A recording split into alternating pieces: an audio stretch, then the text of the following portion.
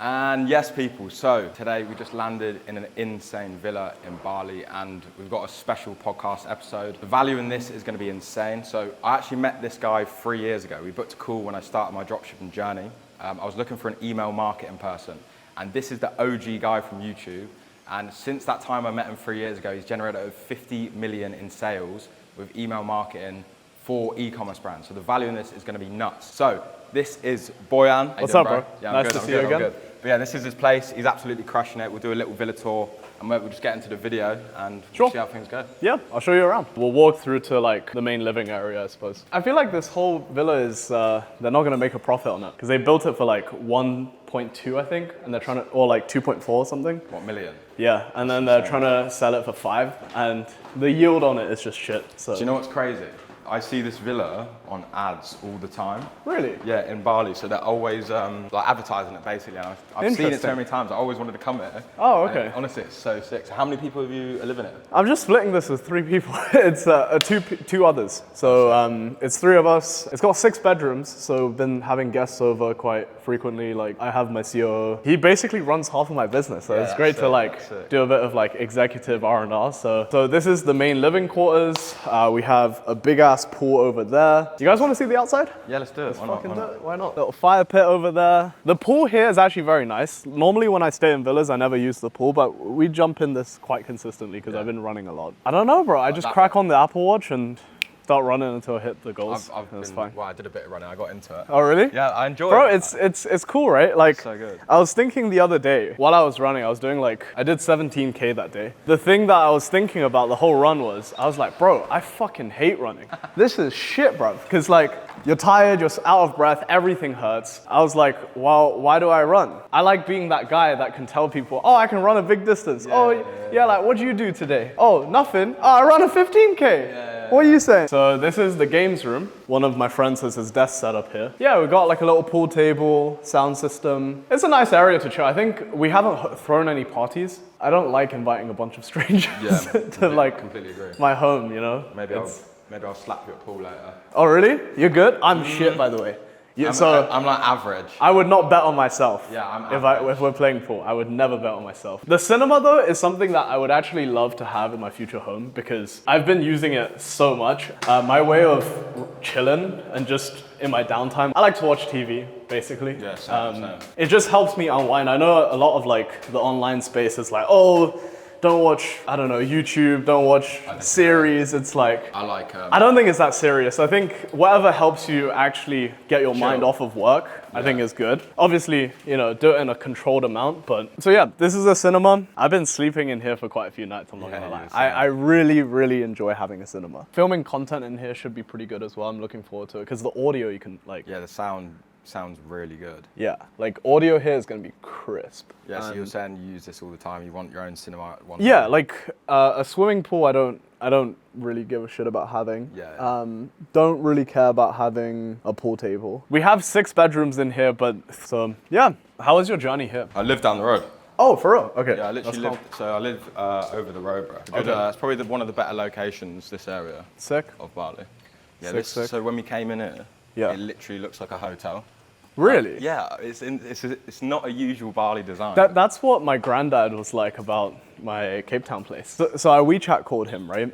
And I was like, yo, granddad, this is where I'm living now. And he was like, oh, that wasn't a hotel. Because the whole WeChat tour took maybe like 4 minutes on the video call just to walk around. It's definitely a good place to get like your steps in. I think this staircase is sick as well. I feel like you can imagine some like influencers trying to take like a for sure. little shot of you pretending to walk down or whatever. Realistically, if you can save $500 a month or like £350 per month, you can test one dropshipping store per month. That could change your life. When I started dropshipping 4 years ago, I actually borrowed my brother's credit card, went into like $1,000 in debt, and that built me a store for 3 years, financial stability and everything. And that has enabled me to do everything I've been doing for the last 3 years, living in Bali, Dubai, traveling the world, etc. So if you can save $500 per month, you can start dropshipping. That's not even a lot of money. Realistically, most people spend $500 a month on going out, eating food, etc. So if you spent 6 months, $500 per month, you can test a store. So I cannot afford a lighter because I spent everything on rent, you know?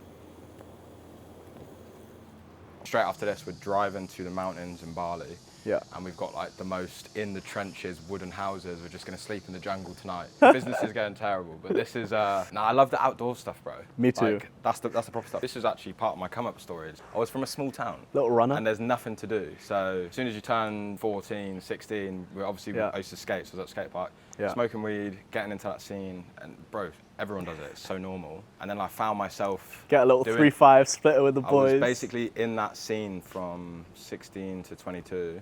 Nearly failed uni, nearly got kicked out of school. Yeah, loads of stuff. Like, holy shit. It was pretty bad. And then my parents sat me down once and had an intervention and saw proper like bro, yeah, Chad Filipino bro, boy. yeah, it was pretty crazy. That's like sort of how Little Kevin Wing. that's how I sort of got into everything. And then yeah, it just got to the point where I had to sort out. Did you go college or sixth form? Like sixth form. Okay. But I'd again like pretty much failed. Everything. Really? Yeah, because I was just fucking about. Oh, I killed it with my grades, bro. Really? Always, yeah. I got a C in maths. I did IB, and in terms of UCAS points, it was the equivalent of like 2 A stars and an A. I've always been very academic. I actually disagree when people say, oh, school doesn't help you. I think me studying computer science really helped me with like algorithmic thinking and that kind of stuff. Granted, I could have learned all of that shit faster, but like if I just self-educated properly. But like the problem with a lot of younger guys is they don't necessarily have that direction. So having the structures in place is actually a really good way for people to learn. And that's how I actually try to structure my courses as well. Should we go in? Yeah, let's do it. Let's do do it. it.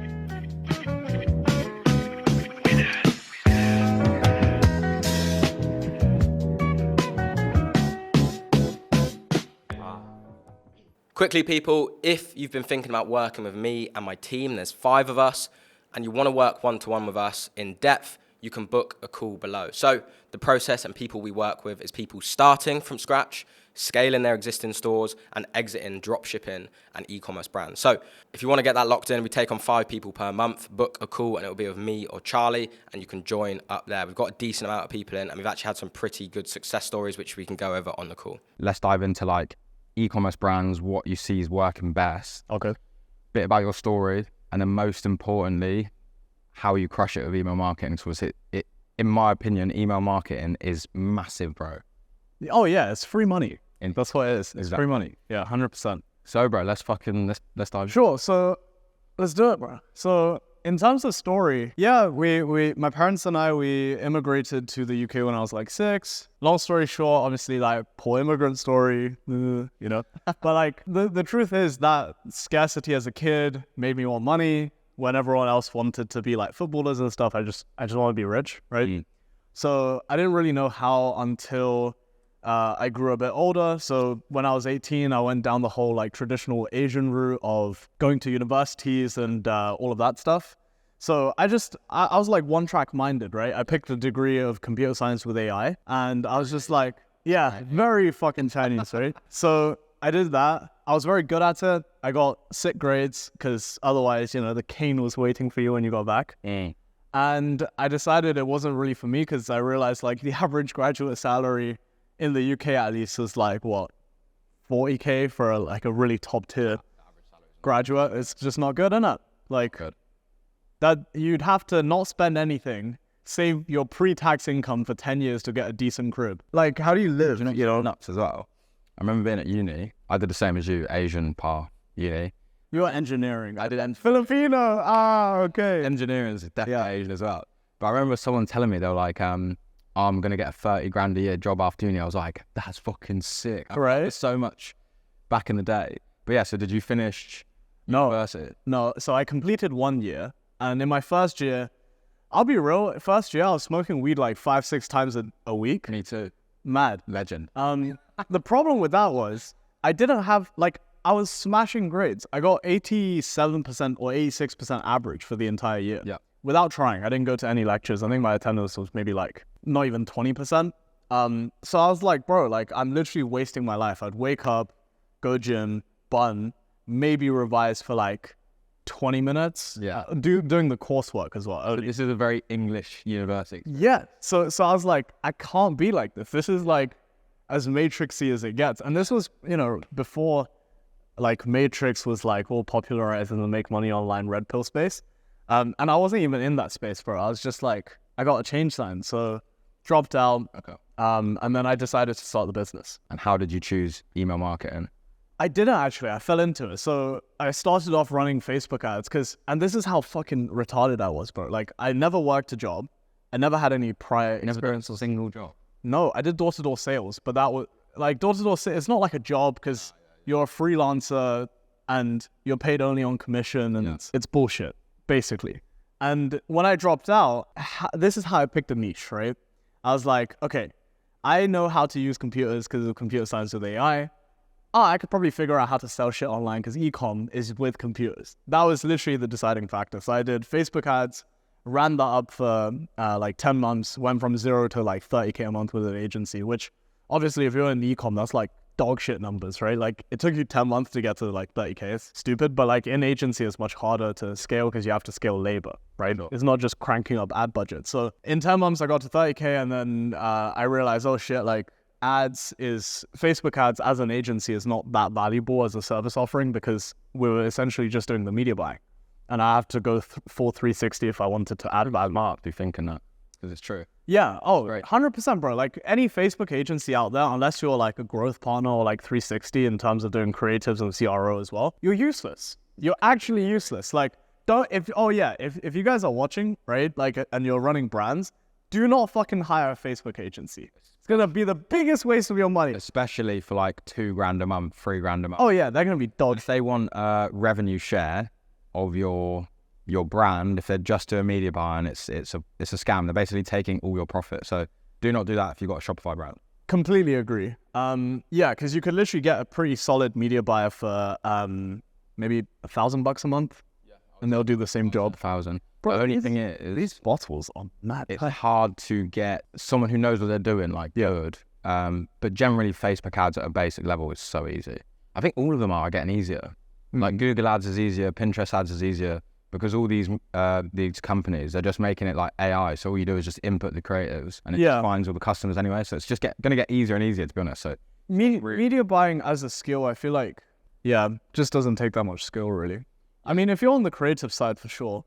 But anyways, so I identified that, and I knew that anyways, because when you run an agency, it's like a lot of agency owners lie to themselves. It's like, I knew I didn't have that good of a service, I'll be real. But so then I realized, okay, the clients that was getting the best results with us and those clients that was staying we also ran their email marketing, right? Because obviously doing creative in terms of handling the production process, reaching out to influencers and everything like that, it's incredibly time consuming. And also, it's just best if brands have that in-house because you don't necessarily always understand the creative vision and direction of the founders, right? Very true. So that was like a major issue. But the email marketing really like did a lot of the heavy lifting for us. I remember the first client that I signed, they stayed with us for 14 months until they exited, actually. And we were able to 4x their revenue in like 10 months. And we 2x'd it initially, and it hit like a scaling ceiling, and then we implemented email marketing. So I was like, okay, cool. Let me just do emails, So that was how we pivoted in 2021 and been doing it ever since. Yeah, my experience with email marketing, because I'm going to give up on this bottle. Try this one. All right, go on. But yeah, my experience with email marketing, like I implemented it easy. Yeah. I implemented it, and pretty much instantly, you're going to see like a 10 to 20% increase on revenue, and it's free money because you're essentially picking up sales that didn't convert on the first visit. More if you did it right. Yeah. You signed with me 2 years ago. No, you probably would. But yeah, the email marketing is one of the things I preach the most actually on YouTube, is build an email list. So if you send a campaign, let's say your brand's doing decent numbers, mate, you can print like, I don't know, 10, 20, 30K, 50K, even 50K from an email. Yeah. Which is crazy, right? Definitely not uncommon for sure. Yeah, so going back to that whole thing, right? And since then, we've been doing email marketing for like 3.5 years. Well, technically 4 years since we first started. And the team has grown to like 15 full-time employees. We have about 28-ish brands under management right now. That's really good. And we typically work with brands anywhere between $1 million a year to like 20 million a year. Okay. We have a couple brands like just above 20, but anything above, So, like 2 M's a month, 2-3 M's a month. That's like the limit. Say brands. Majority, yeah, because obviously the North America is the biggest market, right? So yeah, but we do work with some absolute killers though in Europe. The biggest guys in Europe, we work with a couple of them. We actually ruined the Swiss market for dropshipping. They ran up like general stores, 0 to like 500K a month over a 6-month period. 0 to 500K on 3 stores simultaneously within 30-day spans. So I was a part of the email side of that. And it got to the point where they ended up on like Swiss national TV. Because obviously dropshipping, like the product quality is not always going to be the best. And shipping times are going to be very long. So, and also the benefit of the law in Switzerland is if something is on discount, you legally don't have to take returns. That's a good law. So the thing is, it's like, obviously dropshippers, you guys use evergreen offers, you know? So it's like, it's always on discount, but you never take returns. So you know it. You know the game. Yeah, of course. Everything is always on discount. That's usually what happens. There's always a offer on. We kind of killed the Swiss market, Swiss German, and now we see a lot of traction in the German market still. Europe works well, especially in the Scandinavian countries. But primarily, like most of our clients, like the really big boys, they go for North America, you know, or like the big 5. Yeah, for sure. So you got 28 brands under management. You're doing manager brands are doing like 1 mil per year to 20, which is absolutely crazy. Let's dive into like the Ecom side of things. So you are essentially a backbone of all these companies through the email marketing. What's a couple things you see these e-commerce brands do differently to get to that 1 mil mark per year at least to 20 mil? What are they doing differently than people at a lower scale? Good question, actually. Super good question. Because the difference between a lot of people get stuck at 100K, 200K a month, or they crash really quick because they don't have the thing to handle like payment processing, like Shopify holds, right? If you get a 30% Shopify hold and you were running on 30% net, guess what? You're fucked, right? They just don't have necessarily like the infrastructure or the setup for that.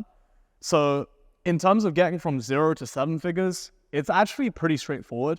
You can run up a saturated market, and as long as you have like you know how to build a good PDP, product page, you know how to do like ad creatives, and you know how to run like, I don't know, a fucking broad CBO campaign, you're good, right? But to get to that 2 mil mark as a dropshipper, that's where it's like a month, by the way. That's where it's like more, I would say it's product and audience dependent. So I actually made a really good YouTube video on this on my channel, not to like plug it on purpose, but it's actually good though. I'll be real. Like I had a couple of my clients who's doing about $1 million a month reach out about that video specifically, and they really liked it.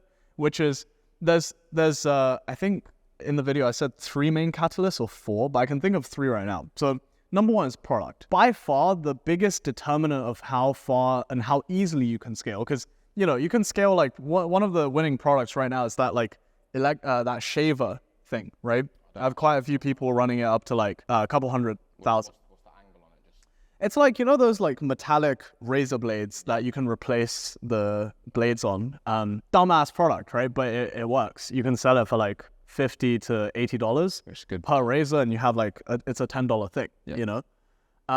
Or I don't know, like pheromone perfumes. You probably know about that. So we run some of the largest pheromone scents out on the market. But yeah, it's like the product itself is the biggest determining factor in terms of how high it can scale, because you need to pick one with a large enough target market, and also you need to ideally pick one with somewhat low saturation, right? So for example, if you guys were to enter the pheromone space, it'll be quite difficult. Why? Because when pheromones first popped off, the PDPs required to make it like a high converting landing page, and it was a much newer thing. There was less awareness around the product. So therefore, when you brought it to market, it was something new, something fresh, and the barrier to entry was much lower. But now, because it's more established in terms of like top of funnel awareness for the actual product and the problem of, hey, you can attract people with pheromone scents, right?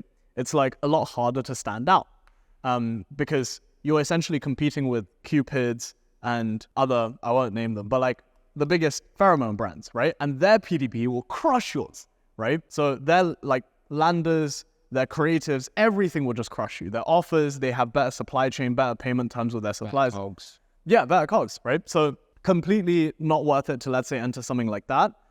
But if you were to find a new product or innovate on the existing product in another way, it's like you can do it. So for example, one of the things I'm advising one of my clients to do is to get him from 1.2 M's a month to like 2 to 3 is like changing the delivery mechanism even your thing, right? So for example, let's take the example of creatine gummies, right? Creatine as a product is very done out. And most people, when they think, oh, I'm going to start a creatine brand, they think, okay, I'm going to create this new flavor. And then I'm going to market it and everyone's going to like it. Bullshit. Nobody's going to like a stupid guava melon flavor. Like it's ridiculous, right? So that's one way people try to differentiate that doesn't work. It's not real differentiation because at the core, you're still serving the same thing and it doesn't sound fresh. You can't market it differently, right? Like the ad angles for a guava melon flavor versus a watermelon flavor is the same shit. You know, and the easiest way is to change the delivery mechanism. And this is a good rule of thumb. And if you guys are watching, this is like real shit. I'm telling you, like how creatine gummies popped off to millions a month is because they changed the fundamental delivery mechanism that solves some problems with the product, right? Creatine, traditionally, you have to scoop it out, you have to shake it, and you clean the thing, and it tastes like shit, right? So what do? Oh, I'm going to put it in a gummy format. So now when you advertise it, it's like, oh, you guys like Haribos? All right, cool. Eat 10 of these fuckers and you're good, right? So it's like, and per serving, they can jack up the prices like crazy because a pack of Haribos is like, what? I don't know, $1 or something? But like, because now it's creatine, it's like, oh, I can sell it for $3 one serving. Whereas traditionally, people are selling, I don't know, 60 servings for like $20 and you're competing in a commoditized market. So like, that's one way. Another way is differentiating by ad angles. And you look at what's like the winning angles on the market, but more importantly, like the format. This is really good value, by the way. This is like extreme value. So yeah, like literally, I'm telling you, so this is how I've helped brands scale to like 8 figures. It's not actually with email marketing. Email marketing, the upside is capped. We can only generate you guys an additional 20 to 70% of revenue, which is great. Really good. Really good. Because it increases profits like mad. Yes, but it's not top of funnel. Yeah. So one of the added perks of working with us is I'm able to help consult the brands as well because I have so many like data points and just insight across different niches. You're talking about marketing angles.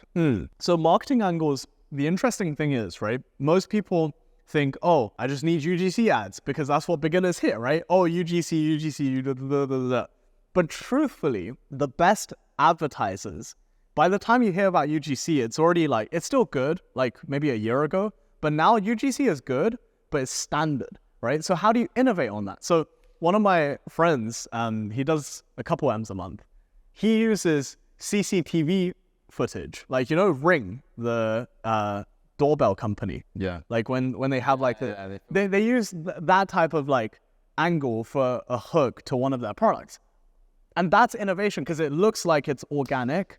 People have trust in it because it's like a real life scenario of this thing playing out and then their product coming to save the day, right? So it's like, versus before, the thing that made UGC attractive was that like, people thought it was real customers leaving the reviews. But now everyone knows that, yeah, this 9 out of 10 blonde isn't going to be the one that's using your fucking shitty, I don't know, shapewear suit. They're going to buy Skims. That was a product that was shapewear. We run one of the biggest shapewear. Yeah. And everyone was the thing about dropshipping is if something blows, like there's everyone hops on it. But if you're spending the most, you're usually winning because no one can compete, right? So that's really how the game works. And then there's a lot of silent killers for brands. So a lot of people don't moderate their Facebook comment section, and that gets out of control. They have a shitty customer service team, so that way their like Facebook ad scores goes down, and also they have too many chargebacks, so Shopify holds them. Score, what you're talking about is super important. So on a Facebook ad account, let's say you've got bad shipping and bad customer support, Facebook actually sends the reviews to people who purchase your items on Facebook. So a little thing will pop up and be like, oh, you bought from this company, what would you rate it? I think 1 every 5 customers or something generally. And if you get a bad score, Facebook will bring the feedback score of your account and you'll get worse traffic and more expensive CPMs. So your ad account and sales are going to go down. So good backend is super important with Facebook. 100%. And then a lot of beginner dropshippers, they get like, their dicks get hard scaling to like 200K a month. And then they have no idea why their store dies after 2 months. Yeah. It's because of a lot of these like silent killers. It's really important that you guys don't get complacent because if you just have 100K a month, it's not even that good because deeper, you're probably at like what, 30% margins, you're making 30K, for drop if that. Bro, like 10 to 30%, 30%. If you pick the right product, I'm not gonna lie. If you understand unit economics, 30% is quite you easy. do 100K, yeah, you could have 30 to 40% margin, but then if it goes down the next month, you pretty much lose money. Yeah, It levels out. Yeah.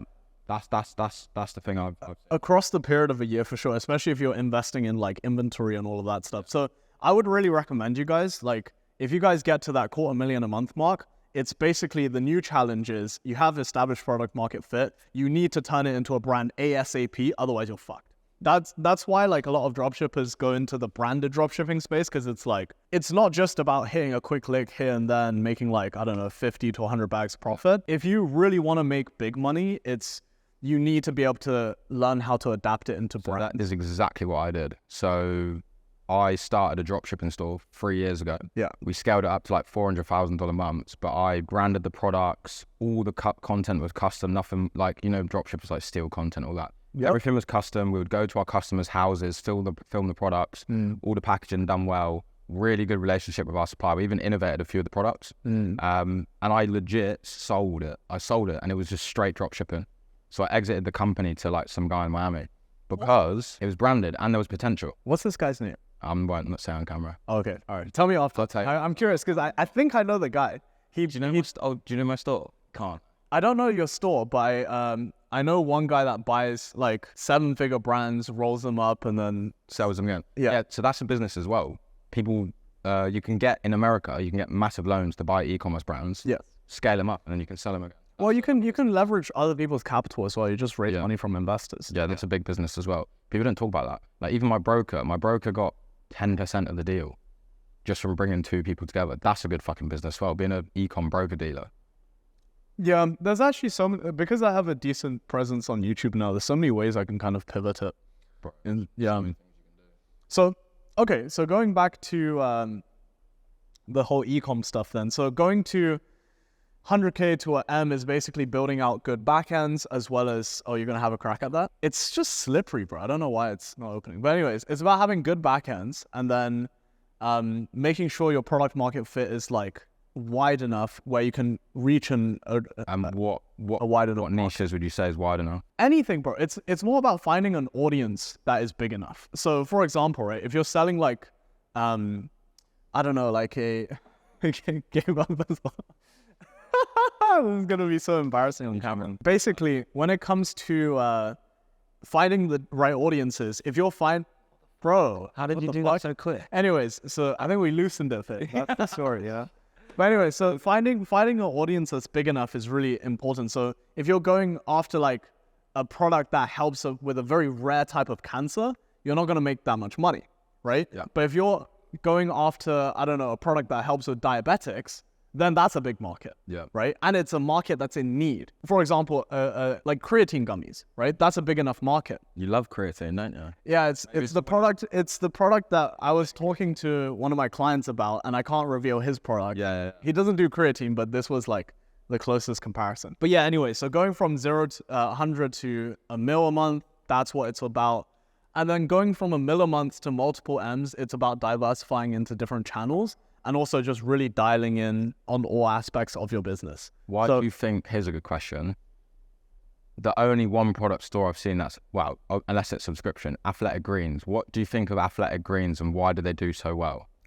Oh, we actually did the flows for one of their competitors. The guys that runs their competitors runs one of the largest supplements companies, second to only Amazon, in Canada. No way. So they started this Athletic Greens competitor. And I had to do a lot of research and get to know Athletic Greens quite a bit. And it's basically, they raised a fuck ton of capital. So they have a very, very high amount they can spend on acquisition. And they had the right partnerships that align. But overall, as a business, I feel like Athletic Greens is not something that I would personally get involved in. And it's not a model that I would recommend you guys replicate. Because A lot of cash. yes, but also subscriptions in general. Most people don't understand how to track things like churn, and they don't understand LTV. Because what do you think LTV is? Lifetime value. Right, but what like define it? Formula. Maybe. Give me the formula. Yeah. How do I work it out? Customer spend per year or over a period of 5 years or something? Yes, so it's really important that what you just did, which was applying a certain time frame to it, Yeah. right? because a 3-month LTV versus a 6-month LTV versus a year LTV is different. So when people hear LTV in the beginning, they just think, okay, we can double your LTV, but double it across what time period? 3 months, 6 months, 12 months, right? So one of the things that we're able to measure for our clients is like how much someone spends within a 12-month period or a 6-month period. So for example, when it comes to Unilever and these types of like large corporations, when they look at CPG brands, they look at like an LTV over a 6-month period, and does it exceed CAC? If the gross profit over a 6-month period exceeds CAC, then it's a decent business, right? CAC, by the way, for the viewers, is cost of acquisition of like basically acquiring a customer. Yeah, not to be confused with COC. Very different things. But yeah, so it's like you need to look at LTV in certain ways, and for a beginner, understanding LTV is just if you want to scale a subscription brand, unless you're profitable on the first order, you're going to need to scale into the red, which basically means you're losing money on the front end, hoping it recovers on the back, right? So that means you need to have really strong relationships with your suppliers, as well as having really high credit lines. I just don't recommend scaling subscription. Subscription for the audience watching is like one of those nice things to get free money from, but not something that you should rely on to build a scalable business. It's just too difficult. At the 1 mil per month mark, my guess would be they're like niche branded stores, multiple products, more like a retail catalog within a niche. No, wrong. I mean, you can get to $1 million a month with like a single product, or like maybe 3, 4. 3's 4, yeah. That sounds about right. But the revenue is distributed 80-20, so 80% on one product, 20% split. That's what I saw as well. So you pretty much, because you want to advertise your best products to get lowest CPMs, best interest, and then 20% of the products add a bit of profit, basically. Pretty much. I mean, I don't think you even necessarily need to diversify into different products to get to like 1-2 M's a month. I mean, look at Apple, right? You can count how many products they technically sell with one hand. You know, I never really thought about it. So it's like, and they're $1 trillion company, you know? So this whole belief of like, like needing multiple products is a fallacy, you know? I think it's about having the right product eye. The average audience watching this, if you think about their psychographic, what are they? Or like their demographic, what are they? Yes, I've got a bit of a different demographic. My demographic, this is my guess, most of the people watching videos have been down the funnel of like, what is dropshipping? So they know. No, I mean like age, gender, all of this. My guys watching this, male 20 to 30. Okay, what do you think their political beliefs are? Red-pilled, right? Like red pill, but not extreme red pill. Like definitely not on that. Right-leaning. They're not, right-leaning, not. You see, okay. So basically, if you think about it like this, right? Most dropshippers are of the same demographic, male 20 to 30, right-leaning politically. So, for example, right? How does that influence their behavior? Well, it means that they're probably gonna create like male-dominated products. They're probably gonna shy away from like the left-leaning stuff politically, right? And you just need to look at where people are not looking. So one of the things that most of the brands the top-level guys I work with, they always go after like older women. Most guys our age don't understand the problems that middle-aged women are dealing with. So they often don't neglect that demographic, right? It's a great demographic. So that's a sick demographic to go after. Or the gay one, right? So recently I had a conversation with, I can't give you away his business model, but basically he sells like stuff for like pride marches, like the banners, the flags, all of this shit. Surely right? Big. 7 figures a month.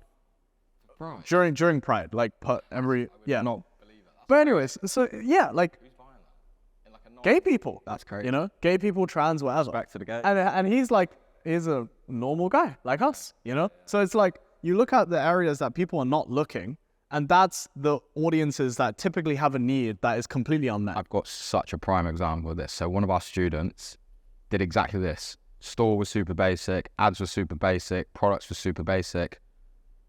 The niche audience was an insane pick.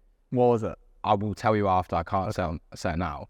But it was basically a passionate group of people that I've never seen anyone think about it, but it was such a mad niche. And religion? It's, along the lines of like people being passionate of stuff. And it took it from 0 to 150K in literally like 50 days. But the ROAS was like 10 ROAS in the USA, which is insane. Bro, you know, like I think one niche is like social causes. So you can run up social causes quite easily. Like if I had to do dropshipping, right? Like Palestine, when that first kicked off, right? Just selling Palestinian flags with free plus shipping. 10% of shipping cost goes towards whatever Palestinian fund. And you actually donate it to charity. Yeah. Free plus shipping, a flag is like 50 grams. Yeah, for an example. You could run up those types of offers. For example, so people would see that their buying intent is so high. Obviously, Exactly. people could be like, you don't want to do that, making money off it. But if you are donating, okay. But it's an example of... But even if you don't donate, the reason why I give that as an example, it's like, at the end of the day, people overcomplicate making money. Making money is literally just giving someone something that they are willing and able to exchange amount of money that you are happy with, right? So it's like, yeah, free plus shipping, $10 to ship a flag to you. As long as they're happy, it's cool, right? It's about perception management. So obviously, adding layers of ethics and stuff is good. For example, I wouldn't sell drugs, right? This is a way to make money, but it's like very negative for the end user, right? But it's like you can add moral implications, and that's like the constraints. But making money is really simple. I agree. Don't I complicate think when you're looking at businesses as well, like you said, you understand what are the key levers in scaling an e-commerce business. It's creatives, marketing angles, maybe adding more products, obviously add emails. Like, what are the key levers you see to scale these brands? Exactly what you just said. Yeah. And it's not things like, oh, we need sustainable products. No, it's not. No. Nobody gives a fuck, you know? Or like, oh, we need to benefit the world. That doesn't allow you to scale a brand. And a lot of founders just get caught up in the beginning of that. Because even if you look at like the biggest companies in the world, like that lead social causes like Patagonia and all of this stuff, they are still profit first, you know? They can create this like illusion and this culture of, oh, we're like good for the planet and we're for the planet. But at the end of the day, it's not even that, it's bollocks. I think it's not a priority because you can't scale a company on that. You just can't. Let's say they have, so Patagonia, let's say they do have good ethos. Yeah, you need to make profit to increase. And then you can donate more or... Yeah, I think that's what I want to go into as well. But yeah, profit is super key. For sure. All right, sweet. So, obviously you're the email marketing king. It's so jokes up. Search him up on YouTube, little plug. Free plug, actually. But yeah, search him on YouTube. Just type in Clabber email marketing. His face will probably come up first. Not first, like top. Nah, you'll be up there. I would be, but the thing is, Klaviyo obviously has their own channel. So Klaviyo probably comes up more frequently. But you were one of the originals. I was the first. Yeah. I can absolutely So say. the first YouTuber who started talking about email marketing. Yes, like consistently. There was obviously people before me like Chase Dimon and like Ezra Firestone or whatever, but like I was like first to actually consistently make videos about it. That's high cool. Well, it's funny, like like I said at the start, I started my brand. I was sat in my mate's garage like looking for email marketers. And I remember we had a call together. I thought he was so old as well. Like, you presented yourself so well. I've just started online business, just gone to the games. I felt like a kid, but I was like 21. You must have been young. You were younger than me, bro. Yeah. Maybe I was if 22. you were 21, so you're 26 now, right? And 2 years younger. 22. So I would Let's say 22. I would have been 20. Yeah, that would have been my first year. Yeah, because I was calling you thinking, oh my God, this guy's got it all together. He knows exactly what he's doing. Because he was on the phone call like, yeah, I'm in London. Like, we do email marketing. We're crushing it. And I was like, this guy's sick. But yeah, obviously he couldn't close me though. But we got to that, and then I met you 3 years. I think it was just too small. Yeah, true. I mean, yeah, maybe the brand was too small for it. But yeah, I sat on the table with him, and I was like, mate, I fucking recognise you. I really recognise you. And I heard him speak. I was like, oh my God, you're the Klaviyo guy. But yeah, so definitely go check out the channel. Let's just talk about flows, pop-ups, like what are things that are working well now. It is fundamentally all pretty basic, but like what are some tips for Klaviyo? Bro, just watch my channel. I'm building a free course that I'm just uploading onto YouTube now because there are other people starting to talk about Klaviyo now following like what I do. So I'm just really going to up the quality of my videos. If you just watch my tutorials that give you all the best practices, it's going to help you get from like 0 to 100K a month in terms of managing your own emails. And past that, I would really recommend just working with us on it because emails is not the thing that's going to 10x you, right? It's ads and top of funnel. So it's a really low leverage place for you as a founder of a brand to actually pay too much attention to. Fair. It's good that you're honest. Yeah, I mean, it's a waste of your time. Like, look, we can generate you another 20 to 50% I mean, the limit is like 75, but it's, you guys are not going to be in those types of niches. So it's like 20 to 50% we can do for you, but 20 to 50% of 100K is still only 20 to 50K, you know? But your goal solely should be to build the infrastructure that's going to be needed for you to get to 500K, 600, 700, a mil, 2 mil, right? So that's why our clients actually stay with us for a long time, because it's like they just want to find a trustworthy team that's very consistent and is great to communicate with and work with. And then they just stay, because it's like they need to focus on ads, influencers, content production, all of this shit. So yeah. One final question. If you could give your younger self advice when you knew nothing about this space, what would it be? Yeah, it's a bit... I would slap him in the face and be like, start yesterday. That's honestly what it is. I think it's like, start yesterday. And people use age as this thing of like, oh, I can't start now because I'm too young. Well, you're only 24, which is young. Bro, I have 16-year-olds that I work for who's doing like 700K, 800K a month. Like, no joke, right? 16-year-olds. Actually, 300, but Still. yeah, still 300K for 16. Organic as well. All organic. He doesn't do any paid ads yet. And he's just crushing. Killing it, bro. And then there's other clients I was doing, the Swiss guys. They were all 17, 18. Destroyed the whole market. Ruined it for everyone, you know? Like, it's crazy. So you can definitely run everything up, and age is not an excuse. And then older people like our age range, they use life responsibilities as an excuse. Oh, I can't quit my job because I need to pay rent. It's like, well, not really. You can move back with your parents. Oh, blah, blah, blah, blah. Like, it's a bunch of nonsense, right? So start sooner is the biggest advice. I started at 20. I personally wish I would have got started at 16. I'd be a multi-millionaire. I started at 18, but full time at 21. So like I committed at 21. Yeah. But so the first piece of advice would be start earlier. But the second piece of advice is don't be so hard on yourself either. Because it's like when you're starting younger, especially nowadays, there's always going to be someone who's a multi-millionaire that's younger than you, started sooner, is killing it harder than you in business, right? Because we're now competing on like a global level, as opposed to being in like a specific workplace or like a school system where you're competing with your class or like your colleagues, right? The competition is very limited, so it's easy to be not number one. But when you're in a global, when you're competing globally, you're never going to be number one, right? You can try your best, doesn't mean you shouldn't, but like, don't get depressed and cry about it if you're not, you know, like that's why now, honestly, I would say I'm very happy, right? I love my life. I'm very happy, very content, but I'm also trying my best as well. So it's like having that balance, starting earlier, but also not beating yourself up over. Another thing to say, so obviously everyone watches YouTube. Yeah. They see the flashy cars, the flashy lifestyle, this massive villa, Yeah. traveling. Realistically, that's 10 to 20% of it.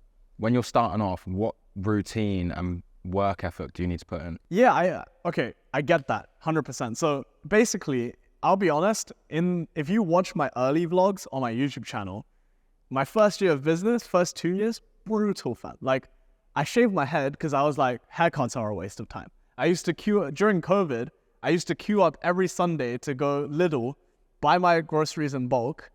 It would be 2.5 kilos of pork shoulder and then like chicken thighs with skin on because it was the cheapest meats, right? And relatively lean. I would just batch cook it. I would eat the same thing every day for weeks. And my housemates at the time would be like, bro, like you're not eating to enjoy, you're eating to like sustain. I'm like, yeah, like it's pointless. Like, why am I enjoying food? I'm so broke right now. But I made like 90K net in my first year of business doing agency. It's solid. It's not terrible, but like I was spending $500 a month. Why? Gave up haircuts, didn't see any friends. It's got to be done. Yeah, it just has to be done, you know? But now obviously like these types of villas like are pretty normal to me, if I'm being honest. Maybe not to like this grand level, because obviously in Dubai I'm not like... For pricing, yeah, to spend like 5 to 10K a month on rent is fine. But yeah, it's like a lot of things you become accustomed to. And in terms of the fast cars and stuff, I'm not a big car guy. I will get a supercar though this year, for the content, you know. But you go. Everyone has one in Dubai though. Yeah, that's the thing. Get a vintage one, bro. That's where I was thinking, but I like driving automatic. Yeah. Vintage convertibles. The problem in Dubai is I really enjoy having a convertible. That's number one, because I have an Audi A3. This is my first car, bro. I bought a cute one because It was only 20K, and I was like, if I crash it, I literally could give a fuck less. So I was like, first car, I don't want to stress about it, nothing. So I got that. I really love it. I think out of all of the cars I've driven, my car is still my favorite. I don't know why. I just love it so much. Yeah, like cars and stuff, you get jaded by everything pretty quickly. I'm not to be honest, me personally, material shit, the best thing of having money and cash flow is convenience and freedom and time freedom. So I could take a month off of work and it would not affect me. It would. Obviously cash flow, but I would be fine. Like, Oh, yeah. took a month off.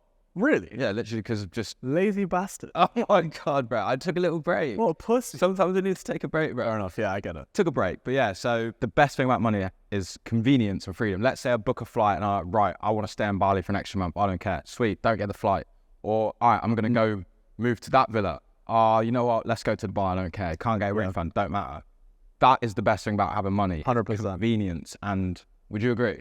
100%. I would totally you agree. just don't stress about anything. Yeah, you can do what you want. Like, oh, I didn't pack this. I'll just buy a new one. Exactly. You know? Like, oh, missed this flight. Fuck it. I'll get another one. Yeah, You're just not worried. Most things actually in life, if you just throw money at it, it will disappear. Yeah, like that sort of stuff. Yeah. That sort of stuff. But yeah, that's definitely my opinion. One last words of wisdom for the audience. Last words of wisdom, bro. Just try, man. Like, most people literally, if you really look at yourself in the mirror, you have all the answers. Because you don't need to watch this YouTube video. You don't.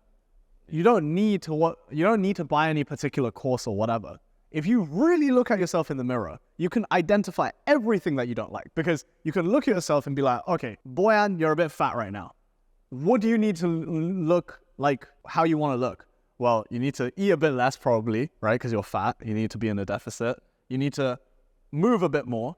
Probably lift a bit more weights because you're not muscular enough. Cool. The reason why I use weight loss in this example is everyone knows how to lose weight, right? Bottom line. Making money is the same thing. Okay, you look yourself in the mirror and it's like, okay, I'm dropshipping right now. Why am I broke? Well, I've heard from Nathan that I need to test products. Okay, if I'm really honest with myself, how many products have I tested in the past month? Oh, 2? No fucking wonder. I've only tested 2. Oh, okay, cool. How many products have people who are successful with this testing? Oh, they're testing 15 a day? No shit, I'm broke, you know? Or like, if you look at, if you're wondering why your Shopify store is not converting, right? Look at your product pages. Is it the same as the motherfuckers that are doing $1 million a month? It looks nowhere near. And you think it's good enough. You're lying to yourself, bro. You already know what you need to do. You look at your ad creatives. Look at your ad creatives versus look at someone else's. Whose UGC angles are better? Whose hooks are better? If you really ask yourself, you already know the answers. So it's like, fucking do it. And that pisses me off so much because I started coaching, bro. Like, I took on 7 one-on-one students. I stopped doing one-on-one. So don't DM me. I will not one-on-one you.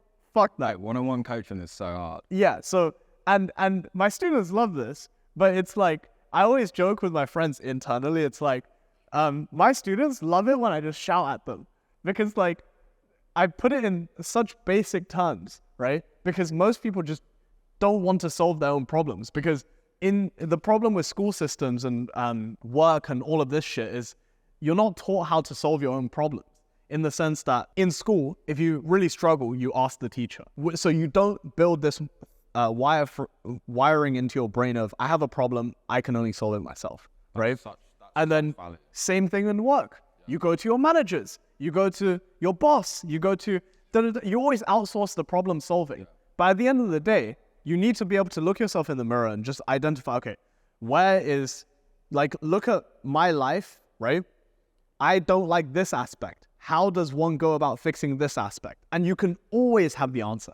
And you might not have the right answer specific to your problem. Like if you were asking yourself, okay, how do I get my ROAS from 1 to 2? You don't know. But what if you what makes a good ROAS? Okay, you need good creatives, you need good targeting. Okay, cool. Do I have good creatives? Maybe, I don't know actually. Okay, let me look at what other people are doing. Let me look at this. Oh, actually, I could probably edit my creatives. Okay, boom, boom, boom. Creative solved. Targeting. Am I targeting the right angle for the right audience? Maybe I am, maybe I'm not. But you always have the answers. Always. it might not be the perfect answer, but it gets you one step closer to the solution. And most people are just too retarded to do that. Or not willing, or everyone's able. I just think they're not willing. Speechless, no words. Thank you. I appreciate that. Good game. Yeah, good game.